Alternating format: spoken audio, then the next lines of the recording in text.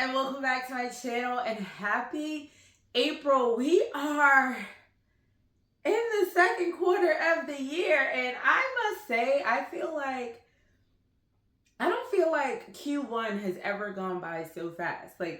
I feel like Q1 typically drags and that was not the case for me. But we're here, guys, and I have a March wrap up. I feel like so out of my element because my last two videos I had recorded ahead of time and then I didn't post last week. So I feel like I'm learning how to do this all over again for some reason. But anyways, let's talk about my reads for March. So if you saw my February book wrap up, you know I read all the books. And March was definitely a slower month. I did a lot of audiobooks because I did not have the time to read. So I'm just going to put that plug out there for people who are wary about audiobooks. I know it's really hard. I do have to be intentional about the type of book I'm listening to an audiobook because certain books I have to physically read to keep up with. But once I choose okay, this is a book I can do on audio and I know it'll keep me immersed in the book, that works for me because if I didn't do audiobooks this month, I probably would have only read 2 books. That's how crazy, or March, that's how crazy March was for me. But this is a stack we're going to work with. I'm first going to talk about my Disney Twisted Tales that I read. I read 4 of them. I have, I think, a total of, I'm looking over there, 2 left. I had 6 of them on my TBR and I only got through 4 of them. I did listen to all of them on audiobook in full, I believe, except the first one. Absolutely the best thing ever. Especially for one of them, I don't know if I would have enjoyed it if I had to read it. The other 3, I would have liked them either way, audiobook or reading them. But oh my gosh, just the visuals that you get when you hear them being read. So I'm going to start with those. The first one I read was Unbirthday. It's a twisted tale. It's by Liz Braswell. And this is the story of Alice in Wonderland. And the key is what if Wonderland was in peril and Alice was very, very late. So I will say Alice in Wonderland is not my favorite. I like watching Alice in Wonderland, but it's I'll watch it, but I'm not super locked in.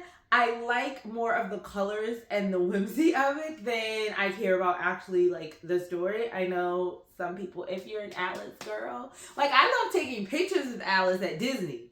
I would never tell her I'm not 100 invested in the story, but it's okay. But I will say I did like reading it. Now, this story was actually done kind of like The Little Mermaid, where it was happening years in the future. So Alice had already been to Wonderland once, and she remembers what happened, but not really. And she doesn't want to seem like she's lost it, but she's trying to figure out how she got there, how to get back, what's going on because of how it left off. The other part of this is in the present day time, which this book is set in London. They're dealing with a lot of issues surrounding women's rights and the treatment of every other person. So basically everybody not white. So that is what this book really focuses on. I did enjoy it. Like I said, I don't know if it would have taken me a long time if I just had to read it, but I'm glad I listened to it because I enjoyed it. So listening to it really made me enjoy it. But if you're an Alice in Wonderland fan, you would like reading it. I will say, as far as Liz Braswell, she's one of my favorite authors of Twisted Tales, and this was my least favorite. But like I said, I think it's just because I'm not into Alice in Wonderland as much. So that's the first one. The next one I thought I was not going to enjoy was When You Wish Upon a Star. This one is by Elizabeth Lim, and this is the story of Pinocchio. When I tell you, I ate this up. I was so in love with this story. The tag here is, what if the blue fairy wasn't supposed to help Pinocchio? So this book really focuses on way before Pinocchio's born. The majority of this book is literally happening I think it's 40 years before Pinocchio, because it's actually more so about the life of the Blue Fairy. So it talks about how she became the Blue Fairy, what actually made her create or give life to Pinocchio, and why that was such an issue, because it says, what if she wasn't supposed to help Pinocchio? So you find that out, and when I say I gasped, like, I was just like, this is crazy. So the story is about, I don't want to give too much away because I really enjoyed this, but the Blue Fairy, her name is Shiara, and she basically likes to help people, and that's her thing. Shiara has a sister named Ilaria, her younger sister, and her younger sister basically wants to be like the world's biggest opera singer. Shiara actually doesn't really fully believe in fairies, so that causes an issue, and I loved it. Like I said, you're gonna meet Geppetto early when you meet Shiara, when you meet Ilaria, when you meet her brother. I can't think of the name, and it's not in here, but when you meet her family, but you don't actually get Pinocchio until later, and most of this is all about the Blue Fairy, how she came to be, why she wasn't supposed to help Pinocchio. Like, so freaking good. I love it. It is about jealousy. It is about, like, in my opinion, people just not really realizing that they're doing the most when people only wish them well. So I really enjoyed that one. The next one I read or listened to was What Once Was Mine. This is by Liz Braswell. She did not disappoint. Y'all, seriously couldn't get it out. What if Rapunzel's mother drank a potion from the wrong flower? This one I absolutely love. So this one is truly like a different version of the story. So I was actually kind of shocked. So I'm going to go on the inside and see if they actually tell us about what the is. Okay, see, it's not in here. I'm not crazy. So I'm not going to tell y'all, because when you get into the book and you realize how the retelling comes into place and why the story is different, it was just like, oh my God, I actually love it. So basically this one talks about what happens when the mom drinks the wrong flower potion, and y'all, everything is basically flipped. So you still have that storyline of Rapunzel being in the tower. You still have the storyline of Mother Gothel, but it's kind of how she got to Mother Gothel, like what was the cause, and how Mother Gothel actually had such a hold over her. Yeah, very good. There were moments where I was like, Rapunzel, you're being stupid, and you literally are not paying attention to what's happening, and how naive can you be, and how gullible can you be? But this really turned out to be, honestly, one of my favorite of the Twisted Tales. And then the last one, which is I was going to say this is the newest one, but I think the newest one is actually the Incredibles one. So semi-new. This one, I love the cover because it's actually shiny, which kind of makes me mad though, because my other covers are not shiny. So now it's like, do I try to find the non-shiny one, or do I just like, because replacing one book is a lot cheaper than trying to replace 10. Just saying. So this one was like a Barnes & Noble exclusive. I don't know if all the covers are like this, but they're supposed to be like exclusive content in here. And then the cover, of course, is different. But this one says Fate Be Changes by Farrah Rochon. I do like her books as well. What if the witch gave Merida a different spell? So this one, to me, is very close to Brave. But the way the potion reacts is different. Well, I can't even say that. Because it's not necessarily that the potion reacted different, it's that the person who was given the potion didn't follow instructions. So let's just say that. And that caused and created a whole lot. I did really enjoy this one. It was a nice read. It was definitely a nice read. I will say, What Once Was Mine and When You Wish Upon a Star were my top two, and then this would be number 3, and then Unbirthday would be like the last one. Now, let's get into the non-Disney Twisted Tale reads. So the first one, the other thing I wanted to say is all of the books that I am talking about, except one, which is the one I'm going to talk about now, lightweight. Like, these are the books, that was my focus for March, because I read so many books, and some were heavy, some were, it was just a lot. These are all very lightweight. There are no trigger warnings, except on this one that I'm going to talk about. And the trigger warnings here, not as bad as like some of the other books where I'm just like, y'all just wanted to pull out all the trash. But yeah, every single book I have, in my opinion, is good to go. I'm trying to think if there are any trigger warnings in the other two.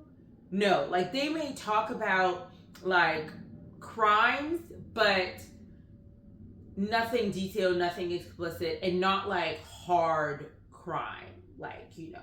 But this one does have a little bit, the murder in this one is gruesome.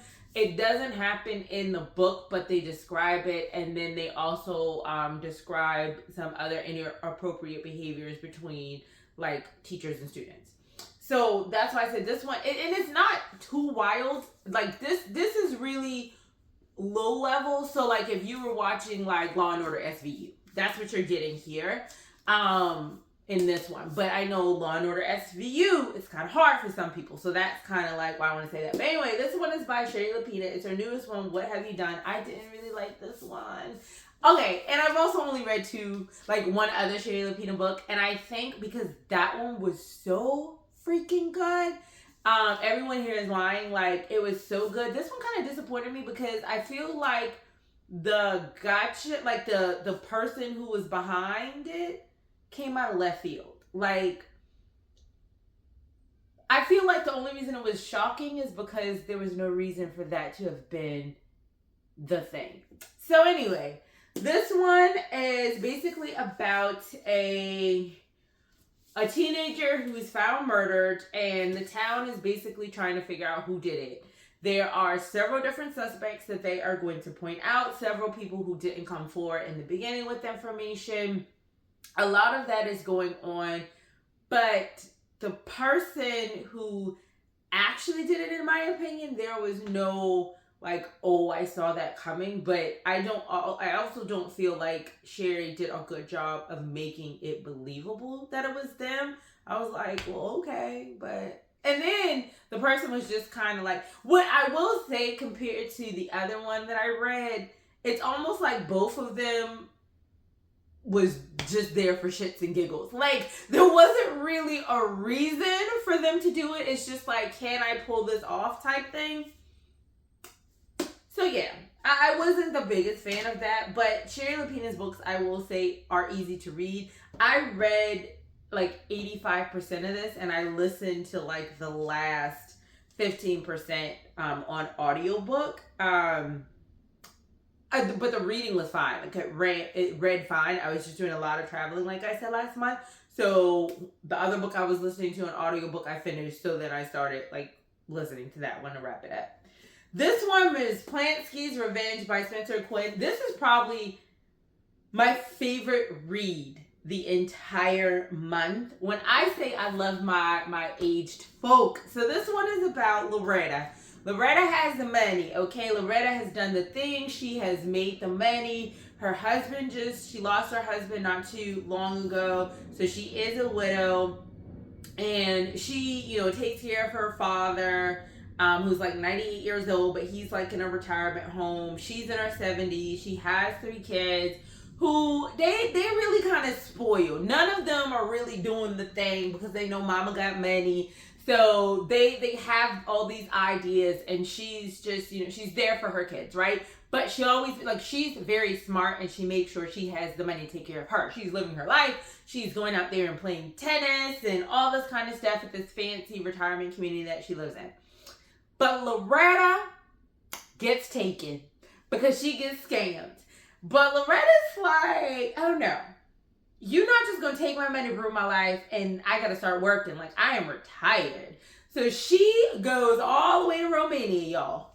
Was it Romania? Somewhere out there. To find out what happened to her Manny, and it is just the cutest little story. Like, I was reading some people's reviews because I don't read reviews prior to reading a book. If I want to read the book and it sounds good, I will take review information from people that I know, people in bookstores. But as far as just getting online and reading the Goodreads, no. Because I feel like people have, like, some of the things that people, like, do a Goodreads review about, I'm like, yo, it's just a book. Like, it's just a book. It's supposed to be fun. It's just a thriller. Like, they be wanting too much for me. So I feel like the ratings aren't really helpful. So for me, I was reading, some people were like, oh, that just seems so unrealistic. I'm like, well, hell yeah, this lady's 70 and she just, like, flew across the world to get her money back and is walking in the embassy like, my name is Loretta, help me find this dude that's about, like, it is that, but it is just so cute, and she pieces this together. The way the book wraps up is very Lifetimey. But I mean, I love it. Like, I feel like it's just a warm mystery where she puts the pieces together. This was like, you really like her, and the resolution was like this close, like probably even closer than that. Like, they was like this close. It was so close. Like, this is Loretta and this is like the criminal. That's how close they were in this book, and it was just the cutest little thing. Absolutely love it. There is some, let's just say Loretta is that girl, okay? So I just thought it was so cute, so funny. I read this, and then I also listened to it on audiobook. It was hilarious listening to it on audiobook, just like it was hilarious listening to it. Reading it, and her daddy even jokey, because he want to come out here and try to get him some tail. Just 98 and nasty. He was so nasty. But yeah, I thoroughly enjoyed that one. Now, this would have been, like, probably my favorite read until one thing happened, and I'm like, I don't like that. And then it went through, and I was just like, eh. So, Books for Murder is by P.J. Nelson. It is a mystery. Now, what I will say, I think this is supposed to be like a series, so I will continue to read it. I just didn't like the criminal, like the person. Okay, so basically, Madeline inherits a bookstore from her aunt. She inherits this bookstore in a house from her aunt in the small town she grew up in. But when she gets there, someone lights her backyard gazebo on fire, and she gets threatening calls. So she's like, oh crap, what is going on? I just want to get out of here. Let me sell it. But then she finds out she can't sell it. So there is a clause that she actually has to live in the house, I think, for like 6 months or something before she officially inherits it. So they're trying to figure out, her aunt's best friend, and the female Episcopalian pastor, who's like the first female father, like, in the town. It's so funny because they actually call her father, and she's like, I don't know what they should call me. But anyway, they are all trying to figure out this mystery along with the help of the local cop, who I think they actually compare to like Mayberry Cop, which is funny because I love the Andy Griffith show. And then the local like head of the fire department. So anyway, they're trying to figure it out. I was like, all up until they reveal who burned the gazebo, which that's not even the end of the book. That's kind of like going into part 3, the beginning of part 3 into part 2. You know how it's kind of like broken up. Even though it's not broken up, you know how the books flow. I was so into it, and I was so excited. And then they dropped that bomb, and I'm just like, I feel like that's a reach. And I just wish that's not the direction you went. And then after that, when we find out who did the thing and why they did the thing, I became even less interested. The book is an easy read. The book was very good until that. But it's not something that would make me not want to read another one. I just wish that middle reveal, they made a better choice for it. I just didn't like that choice. But I would definitely read this. And like I said, I do think this is a series, because I think they call this the Juniper, an old Juniper bookstore mystery. So I think this is supposed to be a series. And the words are so easy. Like, this is how the book is written. So I definitely enjoyed it. It's just that after that point, I was just kind of like, and I was like, yeah. But I liked it. It's so beautiful, so springy. So I feel like you are a mystery person. If you like mysteries, you like light mysteries, you like Hallmark mysteries, you'll like this. Because a Hallmark mystery and a Lifetime will throw in some random stuff, but you just accept it because it's so cute. Yeah, kind of like that. Like, it just ties it all up. But yeah, so those are the books that I read this month. A very good reading month, or the month I read last month. Very good reading month. I can't wait to share my TBR for this month. So I'm going to do that. We're going to go back into like the real heavy thrills. Hopefully they're heavy. This was a super light month, so I need something else. I got some other book videos coming up for you, so I'm very, very excited. So for those of you who are new here, my name is Sarah Sho'Shanna. Thank you so much for coming by. For those of you who, this is your first time. Wait. I told y'all it's been a while, because I already talked to the people who knew. For those of you who are returning, thank you so much for coming back. I really appreciate you guys here. Thank you, and I'll see you in the next one.